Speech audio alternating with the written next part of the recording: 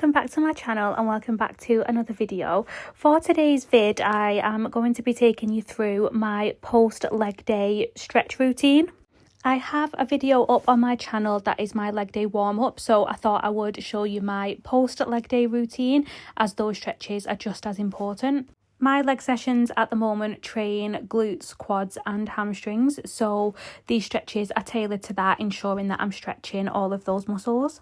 Doing some static stretches at the end of your weight sessions is super important as it helps promote recovery and relaxation of the muscles. It can help improve flexibility over time, and it can also reduce some muscle tightness and stiffness. The first stretch that I went in with was a standing quad stretch. So starting out with a neutral stance, you want to shift your weight onto one leg and you want to bring the heel of the other leg up towards your glutes. And then you want to grab your heel and gently pull the heel closer towards the glutes to feel a nice big stretch through the quad. And you can also shift your hips forward ever so slightly to deepen that stretch through your thigh. My balance is really bad, especially at the moment because I am pregnant, so I always do this near a wall or a bench, anything that you can grab onto, so that if you do feel like you're going to fall or you start to lose balance, you can hold on to something without breaking the stretch. And I hold these stretches for between 40 and 60 seconds. I do feel like my muscles have been a lot more stiff during pregnancy, so this time frame just works well for me. And then the next stretch that I go in with is a standing hamstring stretch. So again, starting out from a neutral stance, you want to bring one foot slightly forward and you want to put your heel on the floor and have your toes pointing up. And then you want to bend your other knee. You want to hinge forward at your hips and bring your torso forward slightly. And you want to make sure that you're resting your hands and weight on the back bent knee rather than the straight leg that's out in front of you. And then you want to lean forward until you feel a nice big stretch through the hamstring in the front leg. And you want to make sure that your back is nice and neutral. You don't want to be arching. And then this is how the stretch looks from the other leg. So you can see the nice bend in the knee. You can see that I am leaning my weight on the bent leg and that my back is nice and straight. It's also really important that you are breathing through these stretches. I know it may sound daft, but I used to hold my breath during my sets and my stretches, not on purpose. It was just kind of a natural thing, so I had to try and work on learning how to breathe through each movement and each stretch. And then I moved on to a butterfly stretch. To do this, you want to sit on the floor with your legs out in front of you, and then you want to bend your knees and bring the soles of your feet together. You want to bring your feet as close to your body as possible, and then you want to naturally let your knees fall out towards the side, towards the floor.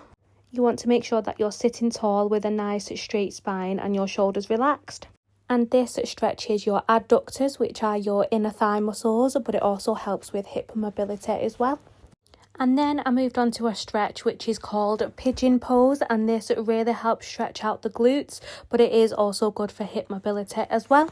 So starting out on all fours, you want to bring the working leg, so let's say the right leg, towards your right wrist. And your shin will be on the floor and your foot will be angled towards your left hip. And then you want to extend the back leg so that it is directly behind you on the floor.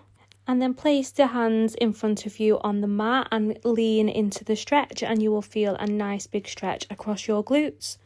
And then this is what it looks like from the other side. You can also go down onto your elbows to really deepen the stretch. I just can't do this at the moment because I'm pregnant, obviously, and my bump just gets in the way. And then I went in with a stretch known as a child's pose, and this is really good for gently stretching the lower back and also opening the hips as well. So starting out on your knees, you want to bring your big toes together and you want to gently sink your hips back towards your heels. I have my knees quite wide to accommodate for my bump, but I am bringing my torso down towards the floor and having my arms lay out in front of me. And you really want to let your shoulders relax and sink towards the floor. And this just helps relieve any tension in my lower back from things like RDLs or squats. And then for my last stretch, it's not a static one, it is a dynamic one, but I went in with a cat-cow stretch, and I have really been enjoying doing this throughout pregnancy as it really helps with lower back tension. So for this, you want to be on your hands and knees. You want your hands directly in line with your shoulders and your knees directly in line with your hips.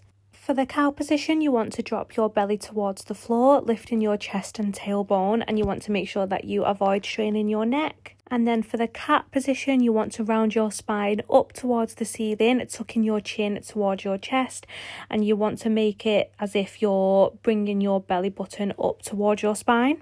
And then move gently between these two positions, and you'll really feel a difference in your lower back. And that is everything that I do for my post leg day stretch routine. So thank you so much for watching. I hope this was helpful, and I will see you in the next video.